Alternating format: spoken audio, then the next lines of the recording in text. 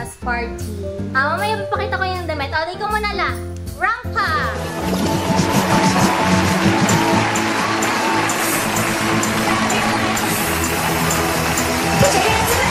It's our outfit, guys, for our 70s, 80s, 50s, 90s Christmas party team, family. I do not know how to call this. Mamaya na lang sa title makikita nyo na. So right now, guys, nandito kami sa bahay at hinihintay na namin yung isang kapatid namin na si Sophia. Tapos magagora na kami. Kaya mo yun? Shades! Shades! Dapat yan, shades pa! Pag sobrang 1980s. Yan! Say hi to the vlog, Daddy. Yeah!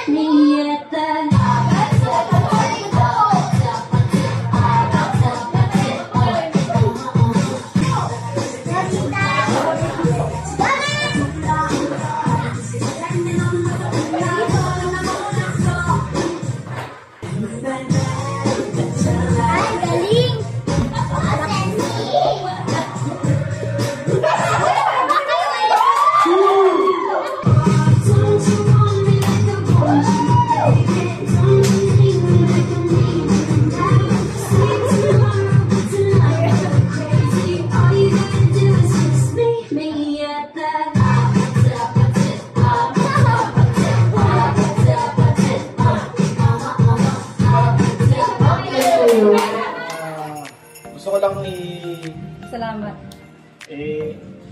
Na-appreciate ko yung taong ito bilang isang bayaw. Naitaguyod ng maayos yung kanyang pamilya. So, bilang salamat sa aking bayaw na si Mike.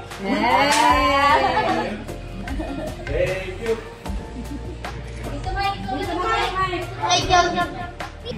Yung bibigyan ko Ay, wala pa ko yung mic. Kuno mo na yung gift mo. Ay isang tito ng lahat.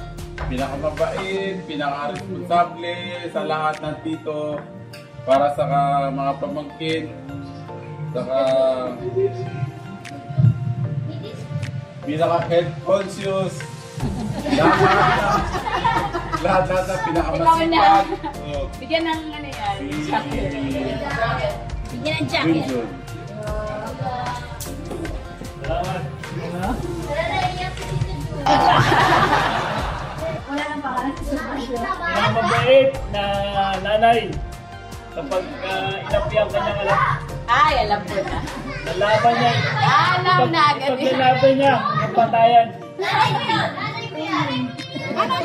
Napakaikli ng pasensya.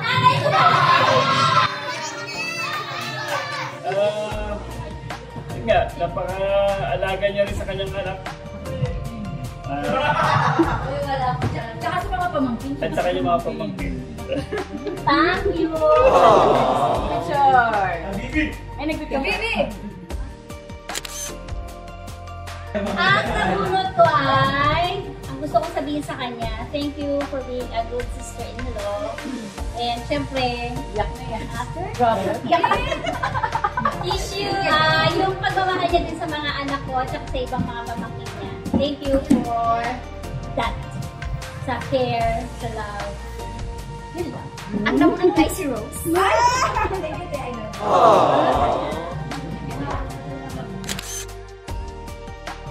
Okay, yung mga bunot ko, thank you so much. Dahil lagi siya nandiyan para sa mga anak natin. And welcome na welcome talaga sa sa bahay. And thank you so much sa pag-asikaso sa ating na aming Christmas tree. Walang iba kundi si Ate Neneng. Thank you so much sa pagmamahal sa amin. Ate Neneng ka pala. Yan lang yan. Hello, family. Good evening. I wrote down my message because I didn't want to forget anything I wanted to say. Please pardon me if I get a bit emotional while speaking. I want to be honest about what I really feel. As you all know, I'm very frank and open. I want to thank my Monita for making my brother feel happy and loved in her own special way.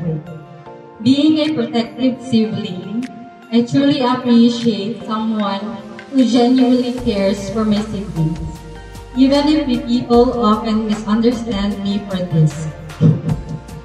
It's important to me that my siblings are genuinely cared for and loved by their partners. That's what gives me peace of mind.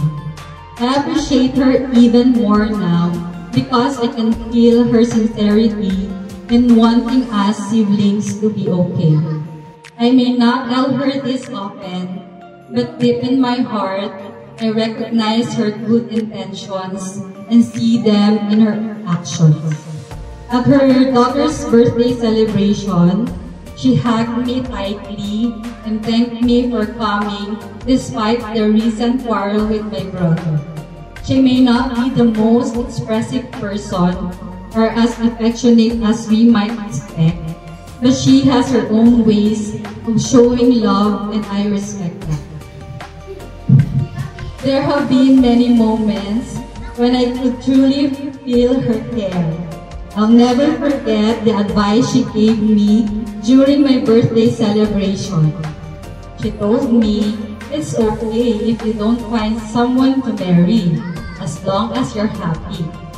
That meant a lot to me because so many people around me pressure me to find a husband. I know they only care, but every person has their own journey. Being single doesn't make anyone less valuable or incomplete. Mental health is more important than society's expectations about what is so-called normal. I also want to thank her for making me feel included. I will never forget her simple yet meaningful gesture. 2 years ago, during our Christmas family photo, where all the couples stand beside each other, she grabbed my hand and held it with one hand while holding her husband's with the other. It might seem like a small act, but to me, it mattered most. I felt her genuine care. She may seem a bit cold or distant, but she has warmth in her own unique ways. I know it can feel awkward for us to openly show appreciation, so we often keep it to ourselves. But today, I thought it was the perfect opportunity to show my appreciation for someone I don't often get to share these thoughts with. Since Christmas is about love, this is my way of showing it. I love you, Ate Janice. I hope you like my gift. Merry Christmas.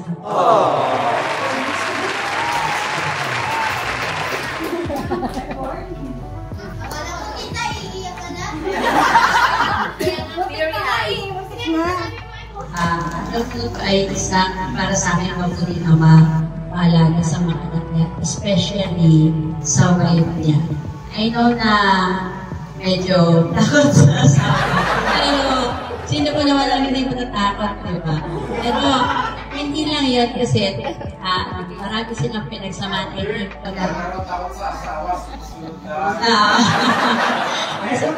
ang alam ko, friends sila nung college pa. So, marami silang pinagsamahan. So, sila ang nakakaintindihan kung bakit nagpapababa yung isa. So, yun. Ang lubog ay si Ben.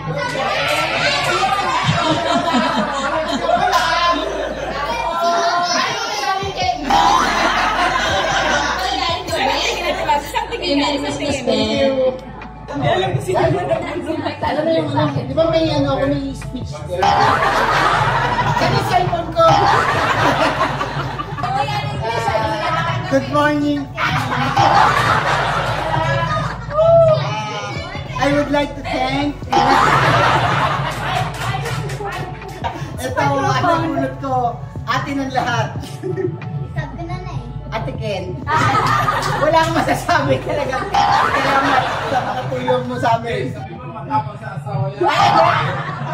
Dapat sa akin ko sabihin yun kay Mike. Kaya mo lang ako ng Sige na. Merry Christmas.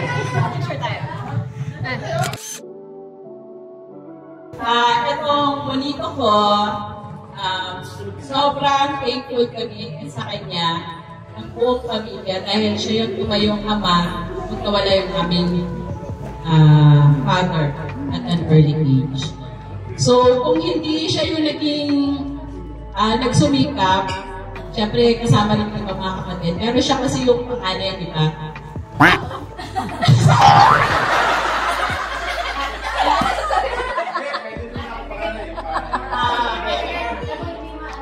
Anyway, itong kuya namin na to, sungit siya, moody, ayaw niyang tumipo, huwag ko na lang kausapin. Pero masarap siyang kausap. At ever kami nag-away ng kuya ko na to. Kasi naiintindihan niya ako at naiintindihan ko rin naman siya. Pero nung high school kami, nagsusuntukan talaga kami. Literal na suntukan, yung galit na galit ka, lumalaban naman talaga ako. Tapos sasaktan ako ng hustos, kaya simula nun, ay hindi ko na pala kaya si kuya. So, tumigil na ako sa pagiging mas walata. Anyway, ito ay para kay Kuya Naya. Hindi na kami nakasali sa bibigyan ko. So, kami na lang yung nag-exchange. So, ako, siguro yung appreciation ko kay Alex is yung hindi lang ako yung mahal niya, kundi pati yung family ko. Kasi ito yung first Christmas niya na makakasama natin siya. Talagang, alam niyo yung parang nag-effort din siya na kahit nasipa sa school nila. So yun, saka yung everyday na pagmamahal, yung pag-aalaga, salamat ka, love you. Christmas. Uno ko. Salamat sa lahat. Yan, meron naman din. Salamat sa pagiging maalaga. At masipag sa lahat ng gawaing bahay, sa pagtitintuhan, Ay, nako, tutulay. Tutulay. sa mga effort sa pagkakayos ng bahay, sa bahay sa sasakumahan niya sa lahat sa inyo, sa mga pamangkin. Tama na kasi. Lahat na! yung damit.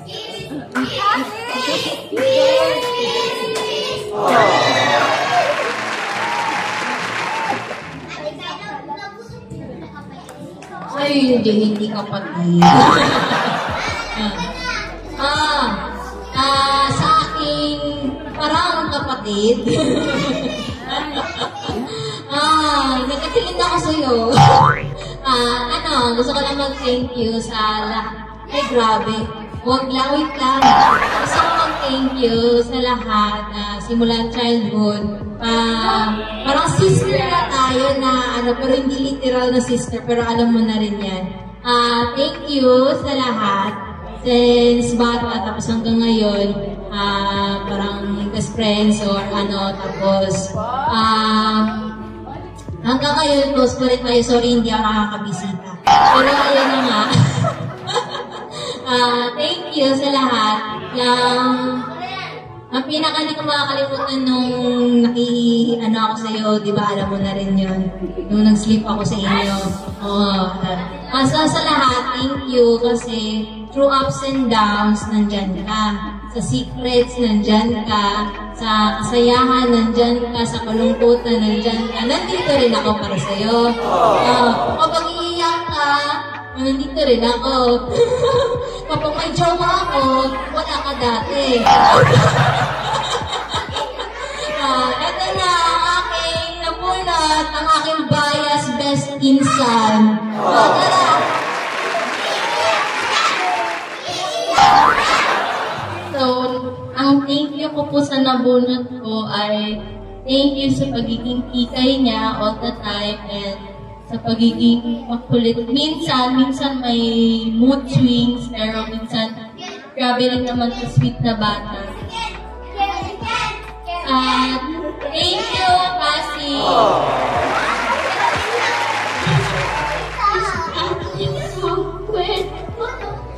Ate from Puerto. Sino kaya? Ang lima ate ay apat na ate sa from Puerto. Ate Kayla. Thank you daw. More? Ano ba yan? Sabihin mo na! Sino yan, ate? Cheers, ate. Alam ko siya. Ate Macy.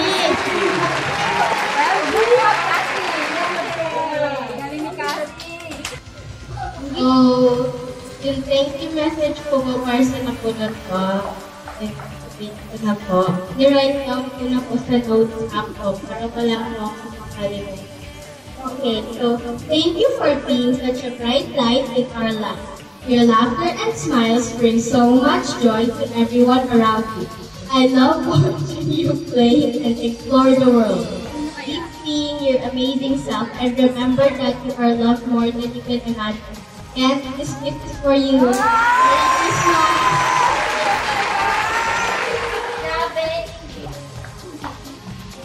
Ang bonita niya ay panganay sa magpipinsan. Maganda, matalino, vlogger, subscribe. Walang iba kami si Ate Kayla.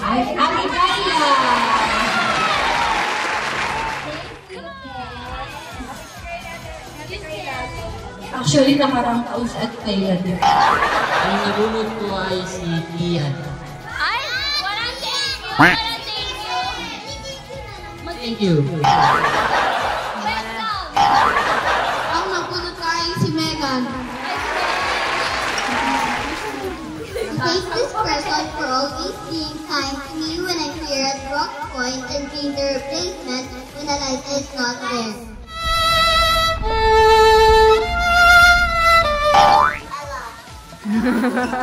Grabe. Bakit naman ginawang replacement? Bakit ako walang sinabi kang favorite at minsan? Ang aking bias best insan. Ano sinabi ako? Eme-eme ka talaga. Kala ko hindi na po.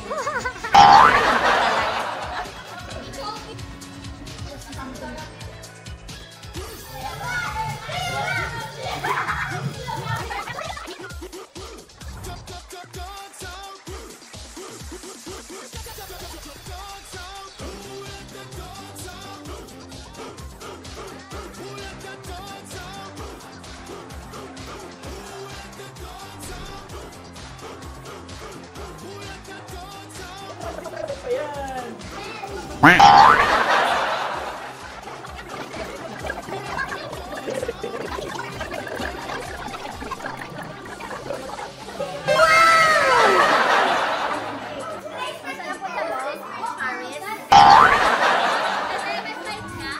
flight ako talaga.